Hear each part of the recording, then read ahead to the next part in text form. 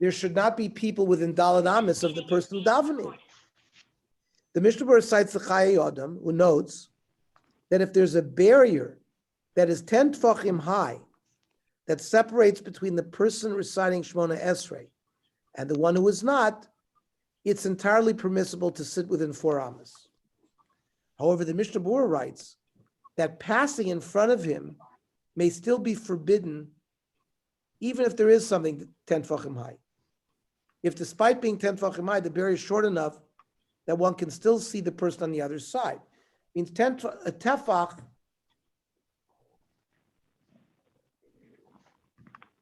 we'll have to see,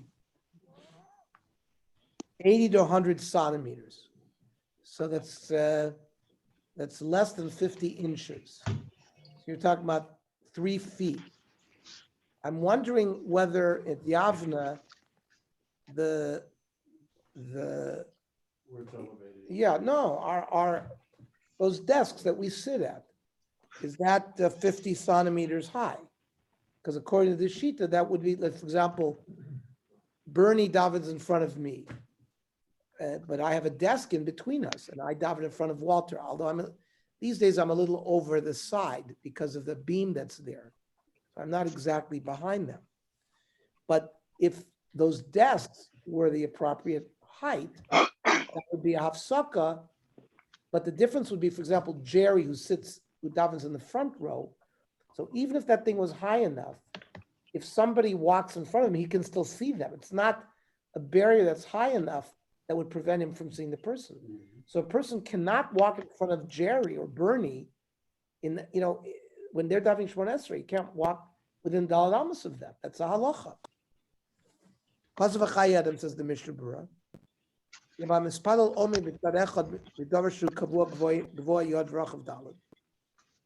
person is davening in back of something that is 10 tfachim high and daled tfachim wide, which it certainly is, muter leishei b'tzad hasheni. Another person could sit within daled amas of the guy davening, daha mafsik rishus, because something that is 10 tfachim high and daled wide is defined as a different rishus. Avalavor mitzad hasheni efshar im ena gavoa kol kach shlo yuchal listakel b'tzad hasheni aser.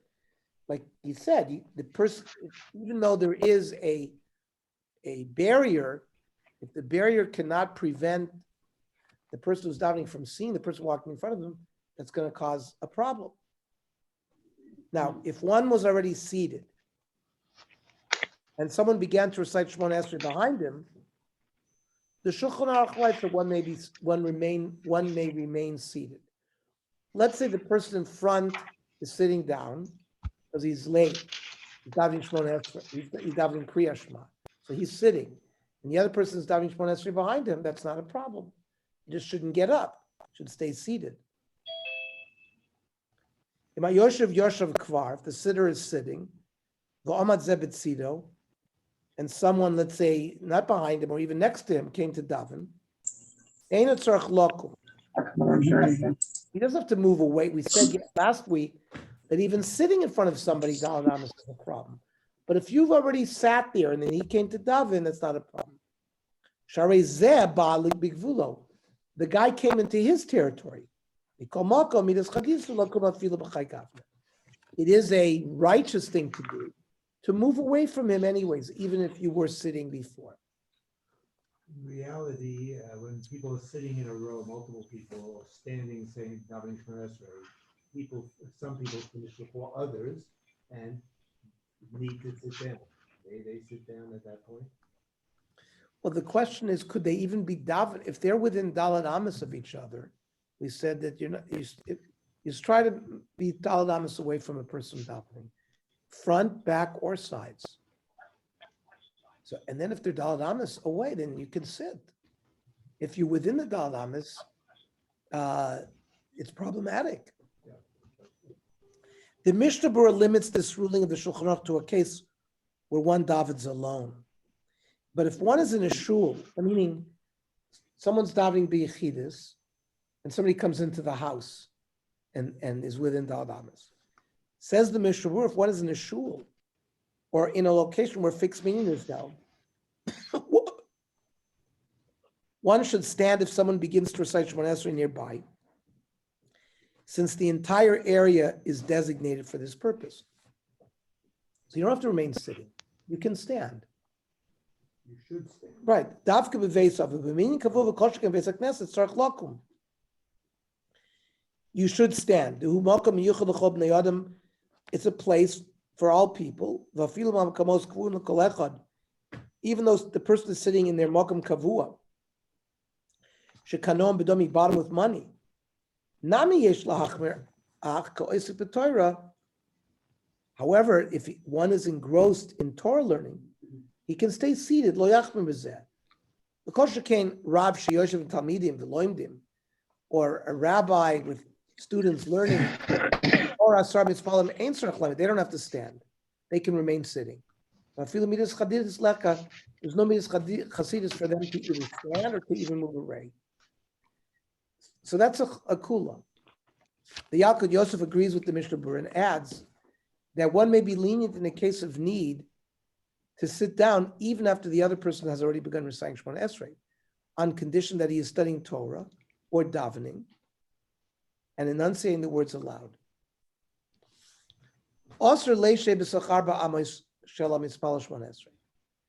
Technically, it's prohibited to sit within daled amos of a person saying Shemona Esrei. However, imaya yoshev mikodem, if he was sitting already, and the davener came after he was sitting to daven, the guy who's sitting is davening himself or reading Torah, he does not have to move. There's no even a righteous thing to move away. There's a problem of bittul Torah if he gets up. Now, if he was just sitting there, he was not davening or reading Torah. If they're in a shul, and somebody came to daven next to you, you should get up and move. If it's in your home, or a place that's not necessarily like in a playground, in a backyard, not necessarily yuchad tefillah, minadin ein tzarich lakum. Person sitting doesn't have to get up, except maybe there's chasidus, you could do it. The kol zeleim mishakvar haya yoshev. All of this is a person already sitting, and the achar kach ba mispal v'amat shmona esrei b'gvulo, and a third party came to daven shmona esrei next to you. But if somebody near you is already davening Shemona Esrei, you should not sit down. Even if you're going to daven, or you're going to learn Torah. If it's an emergency, you can be mekel. When? When he's learning or davening. He doesn't have to go far. He can't just think about the Torah. He has to actually, enunciate them. The Piskei Tshuva writes, based upon the last opinion in the Shulchan Aruch that we learned last week, that even one studying Torah may not sit directly in front of one reciting Shemona Esrei, even if the distance is more than 4 amos between them. The only exception is if they are in a shul or beit midrash that is designated for Torah study alone at that time. Let's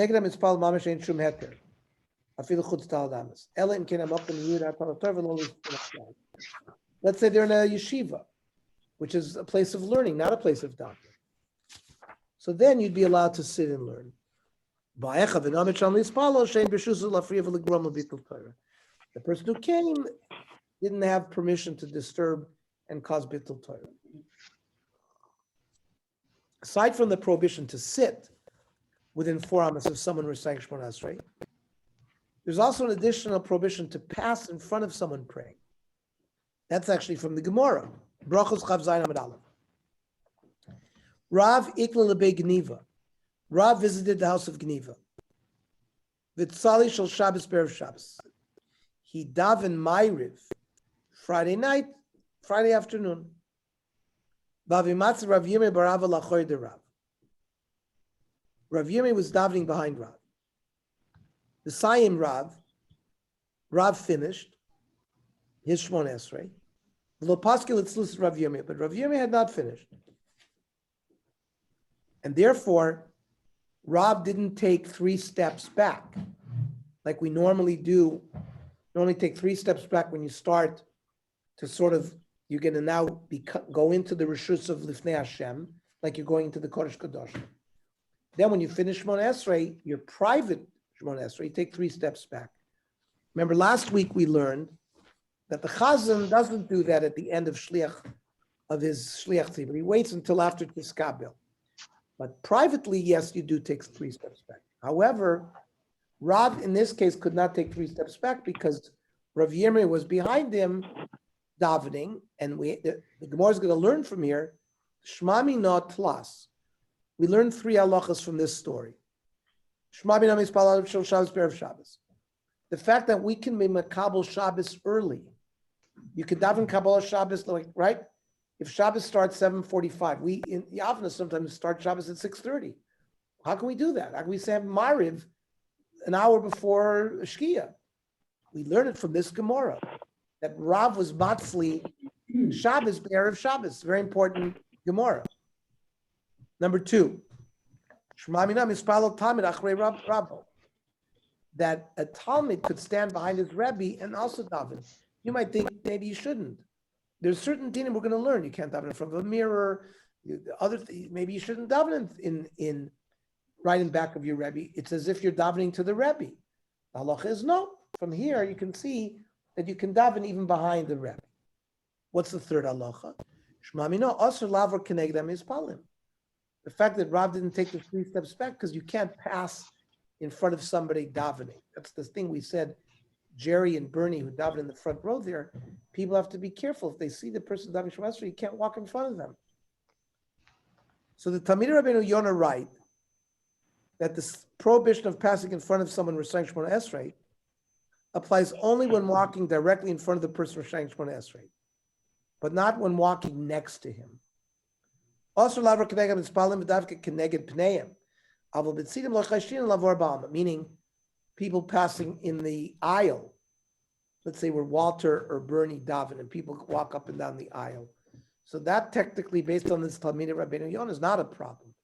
It's walking in front of a person. Even according to Rabbeinu Yonah, it's nonetheless forbidden to pass within 4 amas in front of someone who's reciting Shemona Esrei. The Beis Yosef cites the Maria Abuav, who derives from the story in the Gemara above of Rav Yirmiyah Barava, that one may not take 3 steps back after completing his own Shemona Esrei if he will move within 4 amas of someone still reciting Shemona Esrei behind him. So you have to be careful. Some people, if you notice, they will take 3 steps to the side in that situation. Instead of, they know that there's somebody behind them, they'll take the 3 steps to the side. I've seen that. So the Beis Yosef, in his commentary on the tour, says, Kosav Rabbeinu Agadol Maria Abuav, who's a major Rishon, who's quoted all the time, Sheba Orchas Chaim, in his Sefer Orchas Chaim, he deduced from this act of Rav Yirmiyah Barava, in his philosophy, that if a person finishes Shemona Esrei,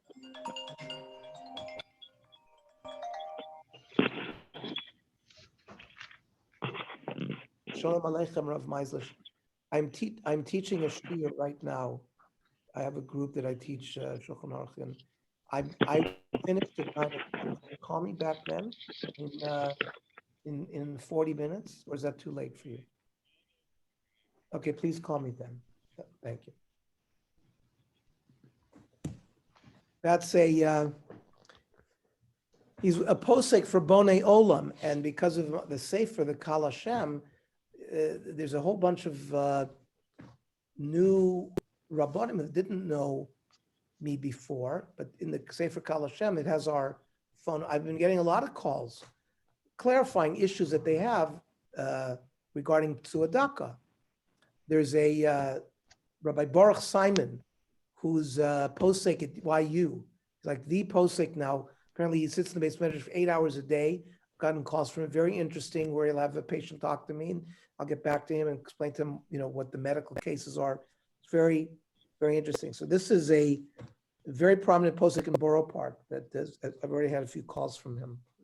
We were thinking about you a few weeks ago when we were relaying. Yes, lo yavo b'sur daka B'sur b'kal daka. Hashem. Absolutely. Exactly. It's in Parshas Kiseitse. So, im hishlim tfilos v'ayadam acher mispalol achrav she'aser sh'tol sh'piyas ad she'yikmor mishachov tfiloso. So what a person should do, if he finishes his Shmona Esrei and there's a person behind him, davening Shmona Esrei, he should wait until the person behind him finishes. Then you can take your 3 steps back. Shim yaseh zarei kol over keneged mispalol.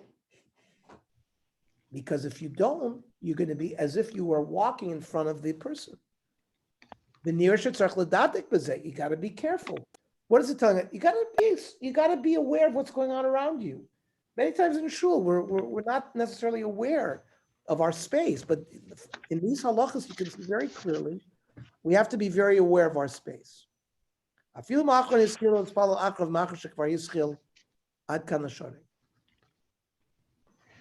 means the person behind you may have started your Shmona Esrei after you, so it's going to be a while for you to wait. Well, you've got to wait. And it's also the ruling of Rav Yosef Karo, who is the Beis Yosef. He basically transferred what he said in the Beis Yosef to the Shulchan Aruch, that one may not stand or pass in front of one reciting Shmona Esrei, nor may he take 3 steps back after his own recitation if someone is not yet finished behind him. You may not pass within 4 amas of a person davening. But that's in front of them. On the side of somebody, you could walk or you could stand. Somebody could be within daled amas of a person on your side. Im hishlim tfiloso. Person finished the Shmona Esrei. Vaya adam achem ispalal achrov. And so he's behind him. Also, so gimel psias. So before you take a Shulchan Aruch, you can't take your 3 steps back. Ad sheyigmor mishachov is tfiloso. Until the person behind him finishes. Shem yaseh zarei, if he does take the 3 steps back, and the guy's still davening, hareyu ko'over keneged mispalal. You violated this prohibition of walking in front of a person who's davening. You got to be careful. It's exactly the words of the Beis Yosef. The Mishnah Berurah brings 2 explanations for this halacha. Passing in front of someone may disrupt their kavanah. The Shechina is in front of the one reciting Shmona Esrei. It's like it's within the Daled Amas, basically. The Shechina is there. So somebody interfering with that, it's interfering with the Shechina. Says the Mishnah,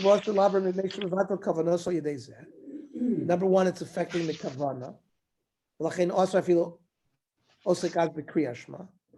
So that's why even if the person is davening Kriya Shema, you can't be maf. You cannot interfere in the person's kavanah. The chayodim kosav that tamid neisha mafsik ben amitzpal lashchina, that it actually serves as a separation between the davener and the shchina itself.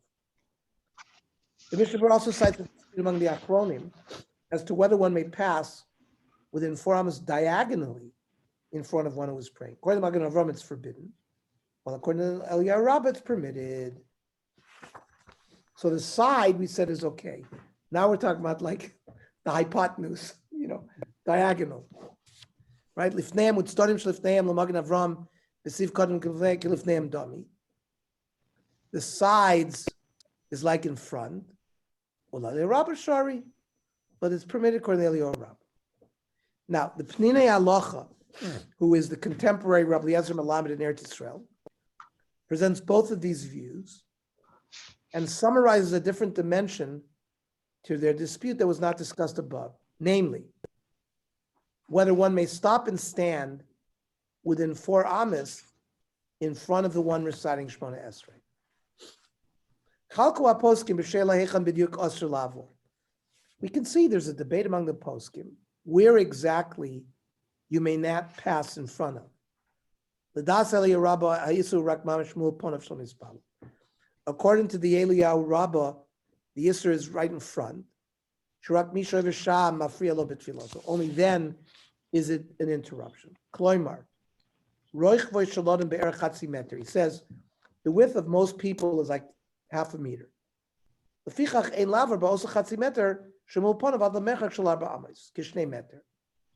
So you must avoid within a half meter area in front of the person extending 2 meters. A meter is like 2 feet. So you're talking about 4 feet.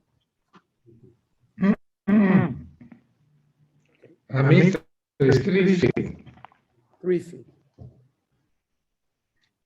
A little bit more. What was that? It's 3 1/3, something like that. He says 2 meters. The Magen Avraham, you see how machmir he is. He says it's within the whole view. Look at the bottom. Whatever a person can see in front of him, that's where a person can't walk. According to Eliyahu Rabbah, it's much more defined. There's another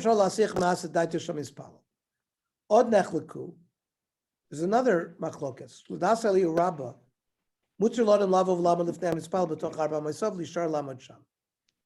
The person's davening. According to Eliyahu Rabbah, another person could come and stand in front of him.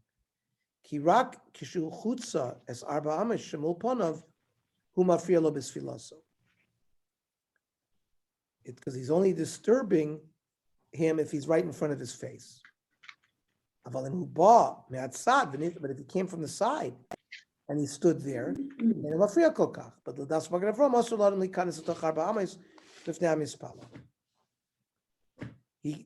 Magen Avraham would prevent any person standing anywhere in that visual area. However, based on the lenient view of the Eliyahu Rabbah, Rav Chaim Kanievsky writes that if the person praying is more than 4 amos behind him, one may take 3 steps back at an angle so as not to pass directly in front of him. That's what we saw that din. When you take 3 steps back, you can go at an angle. Right? The Ishi Yisrael quotes the Rav Chaim Kanievsky, B'mishna Bura Simin, Kuf Beisif Kat Yutas Kosav, Dima Mispala Eno La'akrav Mamish, if the person behind him is not really behind him, Efshel Hakil Dasla Yerabba, Haina B'shas Atchak, V'yesh La'ayin, in like an, if it's a, you have to go somewhere, so you have to take your 3 steps back. If the guy is right behind him, can you take diagonal steps? So Rav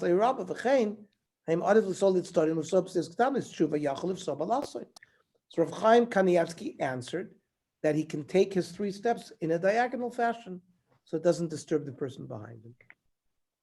On the other hand, the Yaakov Yosef writes that in principle, one may not take 3 steps back in such a manner, though he acknowledges that some are lenient when taking them on a diagonal, at least where the person is elderly or weak. The person finished his Shemona Esrei, and there's a person standing behind him. It's prohibited to take your 3 steps back until the guy finishes behind you. By taking 3 steps back, you're moving in front of the mispalo. And if the guy behind him is going to really spend a lot of time, there's no leniency. Then the Yalkut Yosef says, Yesh makilin, there are those that are lenient if you take the steps to the side. He says, that's an elderly or sick person. Or weak, because he wants to be able to sit down already. So he's fasting, he's sick, he's weak. So in those situations, you can take the 3 steps diagonally. Yalkut Yosef also writes, this is for our Kohanim here, we have Saul, we have Chaim, I'm here, Ernie. Sai, Osai is here. I'm under Ruby, yes. I'm here too. So we have Shmi Kohanim. So the Yalkut Yosef writes that it's preferable for a Kohen not to wash his hands before Birchas Kohanim rather than walk within 4 hours when reciting Shmon Esrei. Means a Kohen can skip the washing of the hands if in the washing of the hands you're going to come to walk in front of somebody who's davening Shmon Esrei. Says the Yalkut Yosef, this is the Vadia Yosef's son. Kohen Arotz Elisa Kopov. He wants to duchen. To wash his hands, he's going to have to walk in front of the davener. It's been paskin that he can go up and duchen without washing his hands. You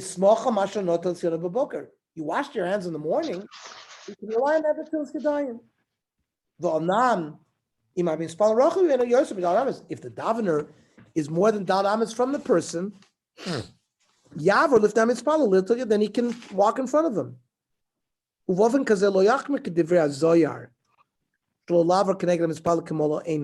doesn't have to be. Zohar said you shouldn't walk even beyond 4 amis. Wherever the guy can see you, you shouldn't walk. He says you don't have to worry about that stringency of the Zohar if you're a Kohen and you need to wash your hands. As long as you're beyond 4 amis of the guy who's davening, you can go wash your hands. It's amazing halacha, It's an amazing, because we know that Netilas Yadayim is so important, especially for Kohanim. When you came, you were chayav if you didn't wash. So it's like. No, so he says you can rely on Netilas Yadayim that you did in the morning. Yeah, but tefillah is a midarabanan. Washing of the hands for Kohen seems to be a doraisa.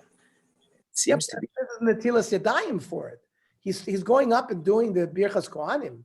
That's the doraisa. The Netilas Yadayim is a hechatim. That's how he does it.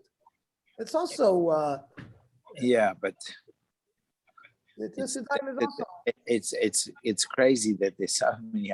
It's stringent. I said it's stringent halachas on all this stuff. No, this is very chiddushtik. Well, right. You see how stringent the halacha is regarding the tefillah in front of somebody davening because of the Shechina.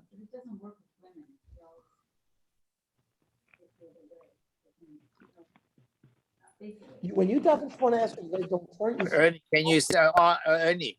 Why is that a problem? Ernie, Susie is saying for the women it's hard because you're actually very close to each other. We're always close to each other. There's no way to.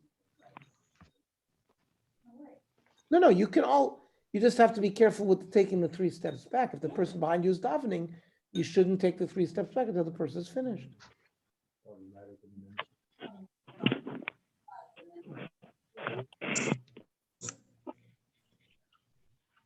No, the general feeling here is that in many shuls, everyone's on top of each other.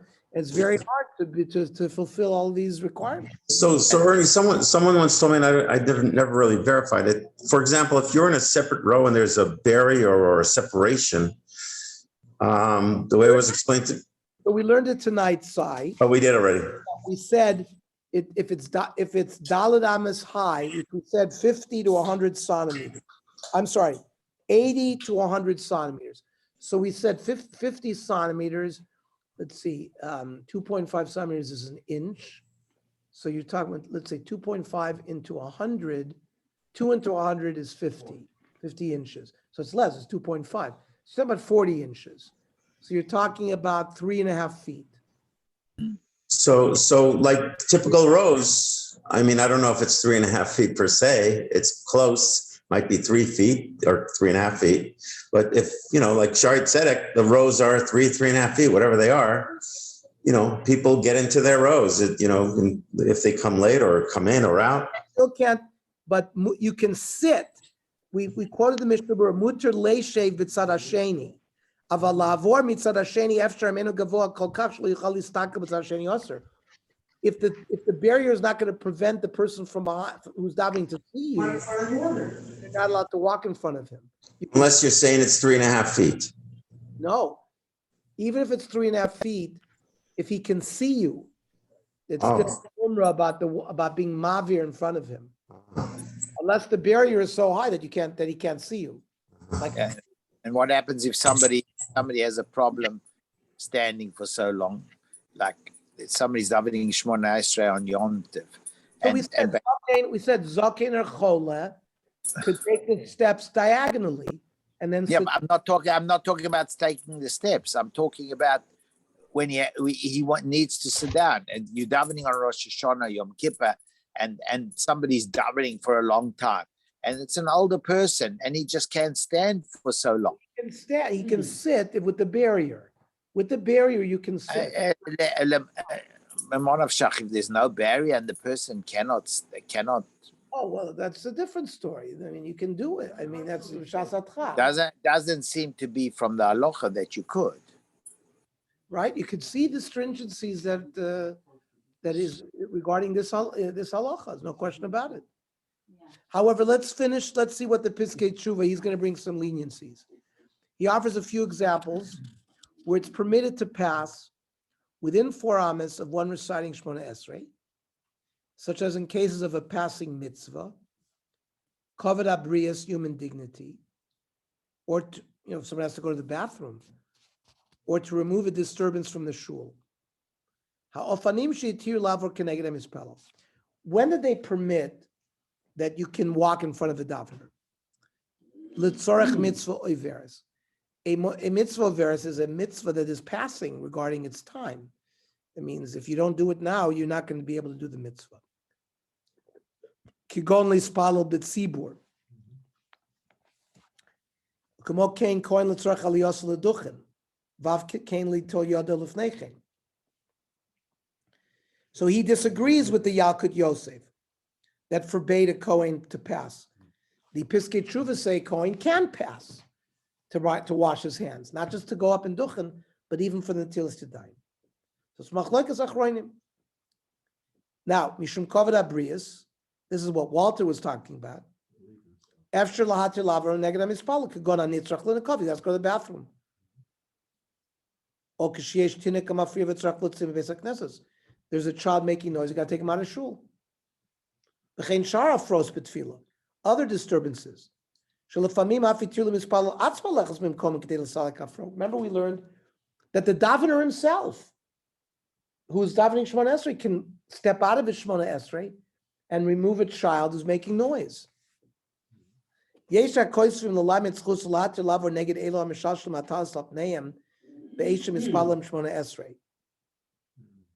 can't see you.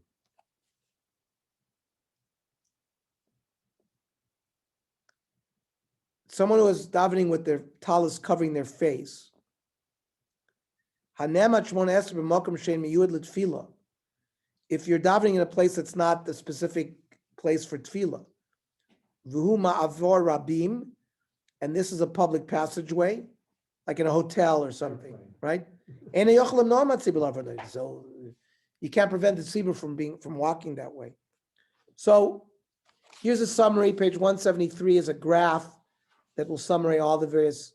You can see the machlokas between the Yalkut Yosef, Piskei Tshuva regarding the Kohanim. What's the machshava regarding this? Page 174. The Rambam writes in the Mor Nevuchim that proper kavanah during tefillah means thinking about what one is saying. A person who moves his lips and recites the words, but whose mind is on other matters, has not fulfilled the goal of communication with Hashem. Says the Mor Nevuchim Gimel. Aval im tispal banos fasechel fanecha ela koisel. Person moves his lips, his face is against the wall. Va'ata choshev b'mekchakcha umemkarcha. You're thinking about what you're selling and what you're buying. V'tikra tor b'lashoncha v'libcha b'vinyan beisecha. Or let's say you have an aliyah l'toira and you read it, but your heart has other things in it, without paying attention what you're reading. Any mitzvah, putting on tefillin, shaking the lulav, you do it with your limbs. But you're doing it like you dig a hole in the ground with a shovel. Which is just sort of repetitive, robotic work. Without thinking, what am I doing here? I'm shaking the lulav, I'm putting on tefillin. Lo mishat tziva lasoso, v'lo ma tachlis kavanaso. This is not what you were commanded to do, and you haven't accomplished anything. Lo tachshov shagal satachlis, you haven't reached your goal. Aval tiyaz karva misha nemar bahem, karva tabefiyah v'rachok mechil yoseyim. You're close to God with your mouth, but far away from with your kidneys. Kloyos or kidneys. Well, kloyos or kidneys. So Rav Baruch Mordechai Ezrachi was the Rosh Yeshiva of Makere, one of the major Rosh Yeshivas in Israel, was once here for one of Tzurba's simchas. And it was a Sheva Brachos on the beach. I remember I was walking with him on the beach. And he knew I was a urologist, and he asked me, it says that kloyos gives athos. It's another pasuk. Here it talks about that your words are in your mouth, but the thoughts are far away from your kidneys. You would think that it means your thoughts are far away from your brain. Okay, or even the heart. So the heart, we know that that's not really the seat of intellect, but perhaps it's a seat of emotion or desire because of sympathetic nervous system, or we could debate that. And they certainly talk about, Chazal used the language of leiv. Hikor leiv, Hashem inspects our heart. Well, what's he inspecting? If our heart is just a pump, but what's a harder thing to say is, what do you mean, kloyos? What do you mean that the kidneys give an eitzah? So I answered him that the kidney is the greatest engineer in the world could not create a filter like the kidney.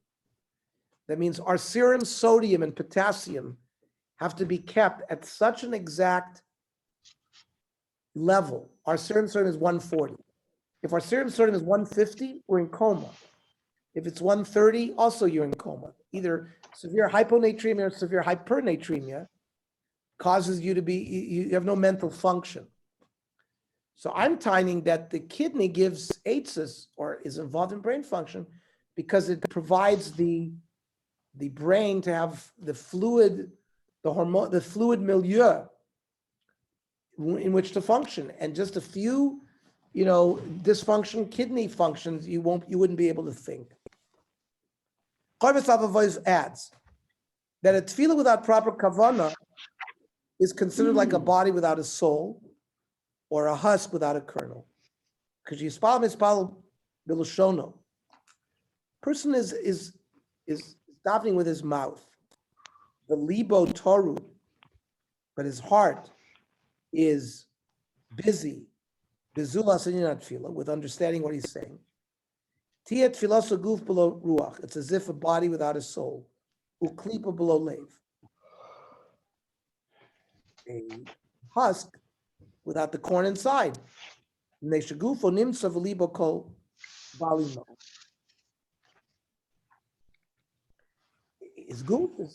his mouth is moving, so his goof is with him, but his leiv is not. So let us make sure to put in the necessary mental effort to ensure that there's not a time for our mind to wander to the latest news or business, and it's not just a movement of lips. It's rather the time for establishing a daily connection with our Maker, the King of Kings. Okay, let's start the next.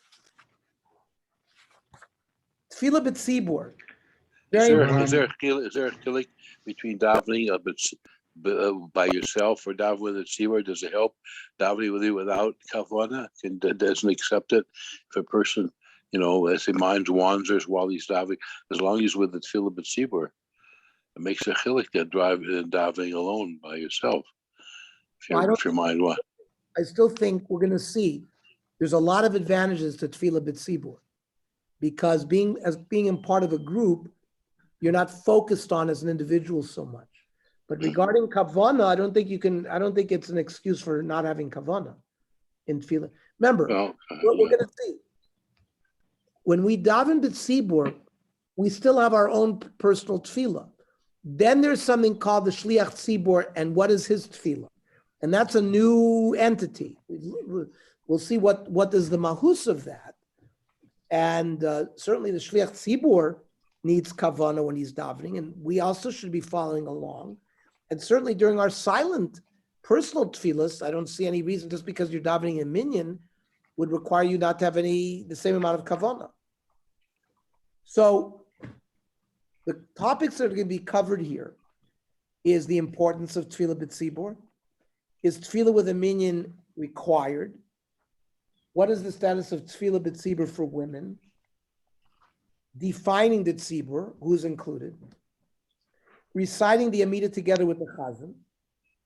And what about the shortened repetition of chazan? Heiche kedusha. What are we're finally going to learn the laws of heiche kedusha. Every time you're in a group, this you can do, this you can't do. So we'll see what the halacha is about that.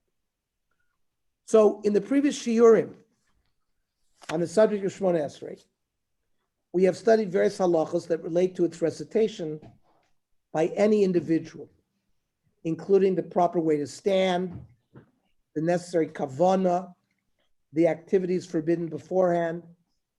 In this year, we will learn about an additional level of the recitation of Shmona Esrei, that of tefillah b'tzibur, communal prayer. This term refers to the idea that a person can perform the mitzvah of reciting Shmona Esrei at a higher level when doing so in the presence of a minyan. The assumption that tefillah b'tzibur has a special status is evident from several places in the Talmud, including the following passages of the Gemara and Brachos Avodah Zarah. The Gemara here assumes that Hashem will not reject the prayers of a group. Mashma from there that he might reject the prayers of a yachid. So Masechta Brachos, Zayin and the base. Ormele Rav Yitzchak Rav Nachman. Rav Yitzchak said to Rav Nachman, "My time Allah Simar LeBeknish Mitzvah."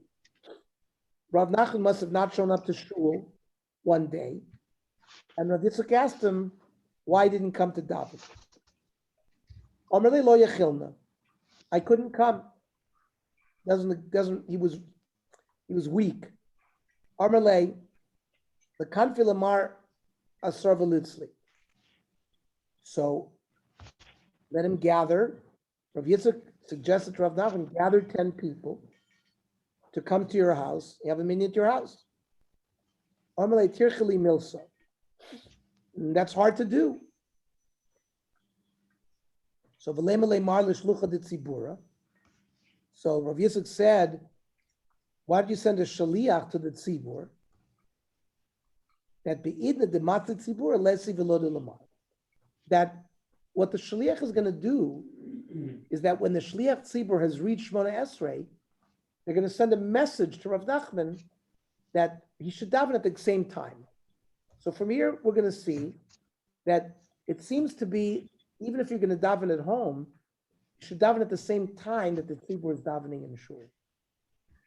So that's going to be a halacha that we're going to see here. That fine, you are davening at home, but you should daven at the same time. You know that the shul does tefillah b'tzibur at 6:35 a.m. So that's when. So you might not be able to get to shul, but you should daven your Shmona Esrei at the same time. Omer le. So Rav Nachman noticed that Rav Yitzchak was bending over backwards to figure out a way how Rav Nachman could benefit from the tefillah b'tzibur. Why? Well, what is this? Why are you going to such lengths? Omer lei, I'll tell you why. The Omer Rav Yochanan, Mishum Rav Shimon ben Yochai, Rav Yochanan the Amoira said in the name of Rav Shimon ben Yochai the Tana, "My dichsi v'ani sfilasi lecha Hashem eitz ratzon." This is a capital Tehillim Samech Tes. As for me, let my prayer be unto you, Hashem, in a time of favor. Amosai es ratzon, b'shasha tzibur mispalim. What is a time of favor? When the tzibur is davening. Time namahachi, Rav Nosson Omer.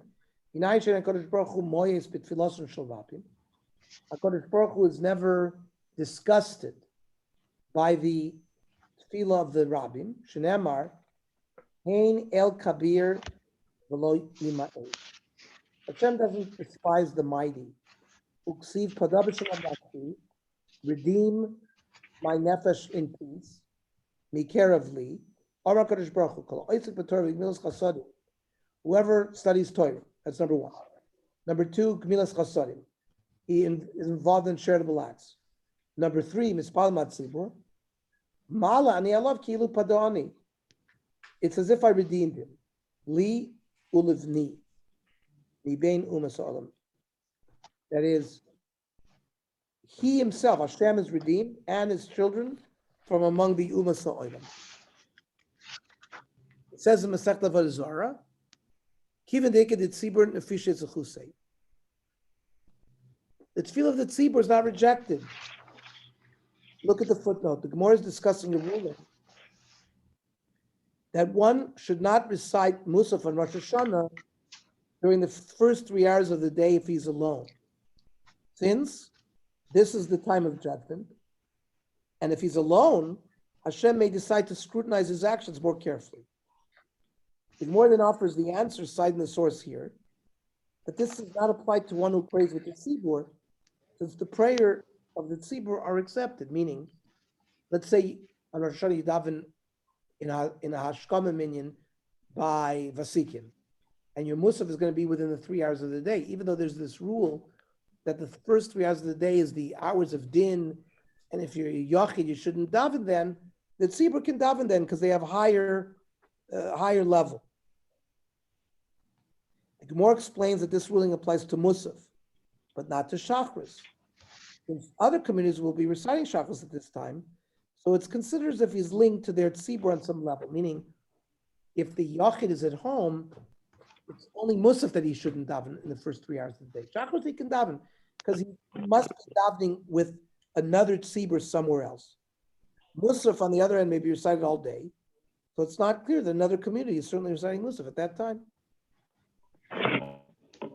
So back to the highlighted page. It is evident from both passages in the Gemara that the tzibur is not simply a medium that facilitates saying the tefillah with additional holiness. Rather, tefillah b'tzibur has a unique status in and of itself, and enables the tefillot to be accepted by Hashem to a much greater extent than one who recites Shemona Esrei without a minyan.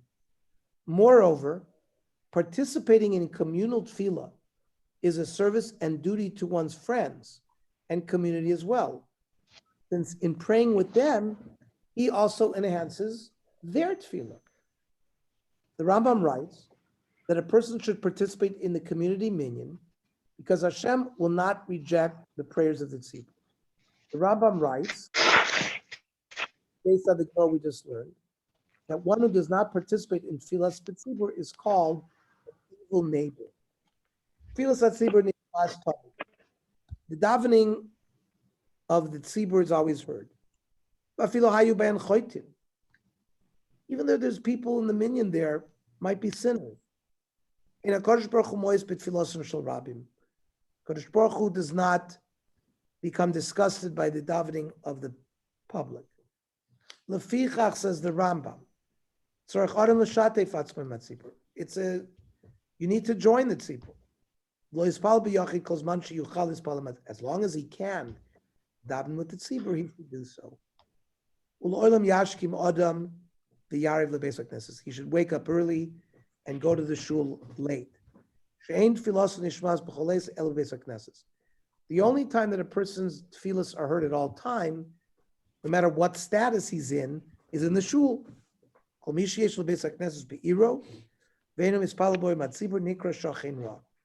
He's considered an evil neighbor. Shulchan Aruch also rules that one should daven together with the tzibur if possible. And if not, one should at least daven at the time that the tzibur is engaged in tefillah. That's what we mentioned from the Gemara.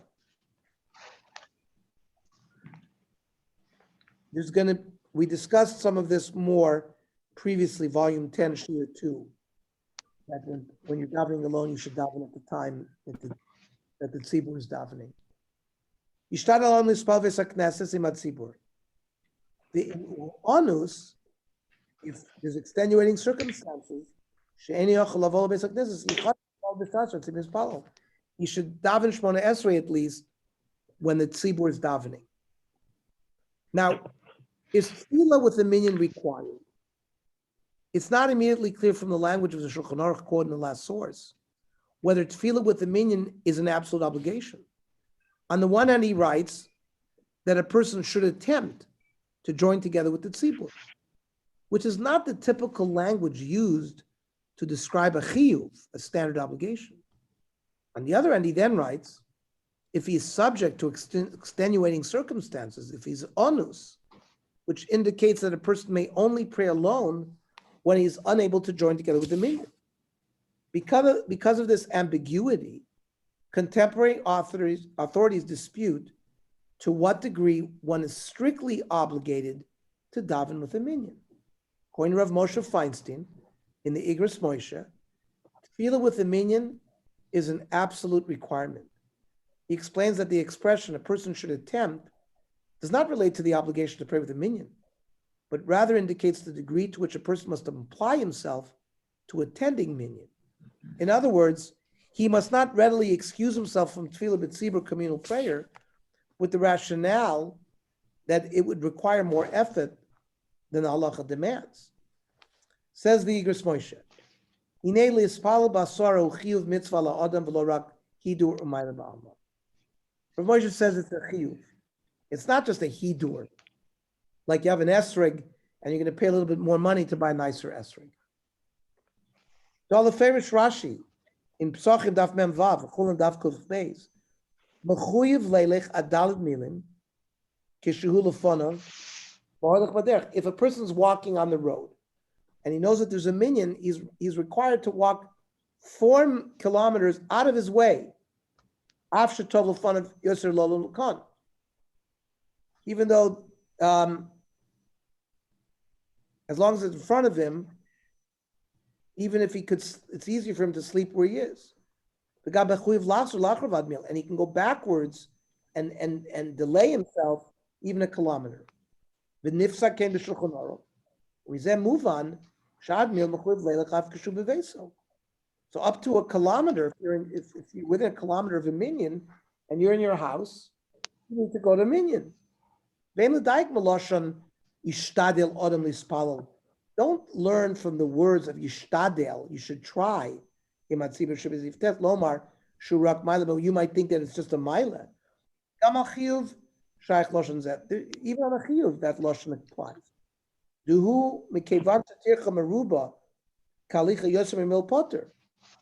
Because let's say the shul was more than a kilometer, you wouldn't have to go.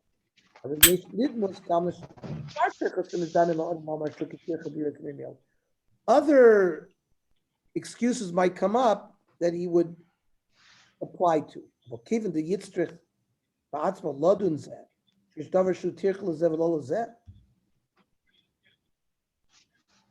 Might be a burden for one person, but not for the other. That's why they use this general language of a person should walk. You shouldn't compare one excuse or a burden to another. The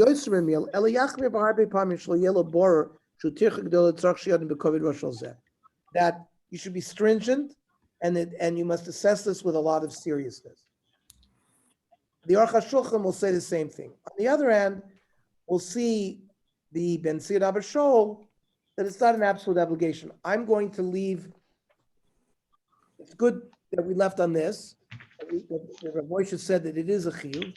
We'll see that there are cholkim on him, but mikra din, that's what people should try to do. Yirtz Hashem, everyone should have good tefillas on Rosh Hashanah for everything they need and their families need, and for Klal Yisrael We should all be answered by Kodesh Baruch Hu for on Rosh Hashanah for our tefillah. Amen. Shana Tova to Any everyone. Amen. questions?